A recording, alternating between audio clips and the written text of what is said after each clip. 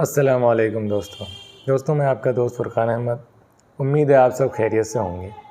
कल रात हमारे उधर लाइट चली गई। अब आप सोच रहे होंगे कि मेरी तरफ लाइट चली गई उससे आपका क्या लेना देना है, लेकिन कल रात जो हुआ मेरे साथ वो मैं सोचा कि आप लोगों के साथ शेयर कर दूँ। तो शाम से ही लाइट नहीं थी हमारे उधर, तो इन्वर्टर वगैरह सारा ख़त्म हो गया। जब मैं अपने काम से घर पहुँचा तो गर्मी थी, लाइट नहीं थी, सारा इन्वर्टर वगैरह बंद था। बीवी परेशान, बच्चे परेशान।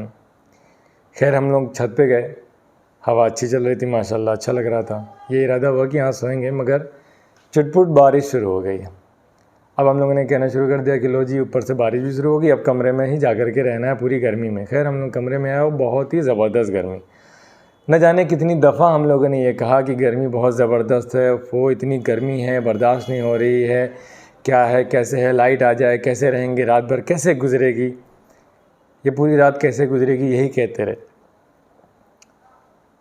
तो ये कहते कहते मेरे जहन में अचानक से ख़्याल आया कि इतनी ज़्यादा गर्मी हम लोग बोल रहे हैं, चिल्ला रहे हैं, पड़ोसी भी सारे परेशान हैं कि ये रात कैसे कटेगी। तो मेरे जहन में बस यूँ ख़्याल आया कि जो कब्र की गर्मी है, जिसमें ना कोई एसी है, ना कोई पंखा है, ना कोई कूलर है, और वहाँ ज़मीन के नीचे आदमी दफन होगा, वहाँ की जो गर्मी है, या तो मैदान महशर की जो गर्मी होगी, जब सूरज हमारे सवा नेज़े ऊपर आ जाएगा और हम हिसाब व किताब दे रहे होंगे, जो वो गर्मी होगी उसका आलम क्या होगा, वहाँ हमें कैसे बर्दाश्त होगा। तो इस गर्मी के लिए हमने इतने सारे इंतज़ाम कर रखे हैं, तो कभी थोड़ी सी लाइट चली जाती है तो हम इतना परेशान होते हैं कि रात कैसे कटेगी। तो मैं ये सोचने लगा कि जो वो गर्मी है, वो जो तपिश है, जो सूरज सवा नेज़े पर आ गए, जो कब्र की गर्मी, उसके लिए मैंने क्या इंतज़ाम करा है। मैं अपनी ज़िंदगी में पीछे जाने लगा, या उस दिन की ज़िंदगी को सोचने लगा कि मैंने आज क्या ऐसा करा कि मैं कब्र को ठंडा कर पाऊँ अपने अमल से, या मैदान महशर में मैं ठंडा रहूँगा, या अर्श के साए में रहूँगा। तो मुझे बड़ा एहसास हुआ कि मेरी ज़िंदगी गुनाहों के बोझ तले पूरी दबी हुई है, और जब ये गर्मी बर्दाश्त नहीं हो रही तो उसका क्या होगा। खैर मैं रात भर पंखा चलता रहा, अपनी बीवी को, बच्चे को, उनके आराम के लिए, कि उनको कोई तकलीफ़ ना हो, कोई मुश्किल ना हो।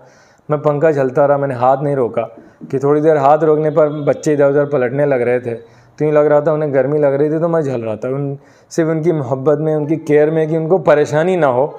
इसलिए मैं रात भर पंखा चलता रहा अपनी, कि मेरा हाथ दर्द हो रहा है, क्या हो रहा है, बिना इसकी फ़िक्र किए हुए। तो मुझे सडनली इस पर भी ख्याल आया कि मैं इनकी दुनिया की इतनी परवाह कर रहा हूँ कि 10 मिनट के लिए भी इनको भी गर्मी नहीं लगनी चाहिए, पसीना नहीं आना चाहिए। मुझे जो हुक्म मिला है एक्चुअल में कि तुम अपने आप को और अपने अहलो अयाल को उस जहन्नम की आग से बचाओ जिसका ईंधन इंसान और पत्थर है। तो मैं उस जहन्नम की आग से बचाने के लिए इनके लिए मैं क्या फ़िक्र कर रहा हूँ।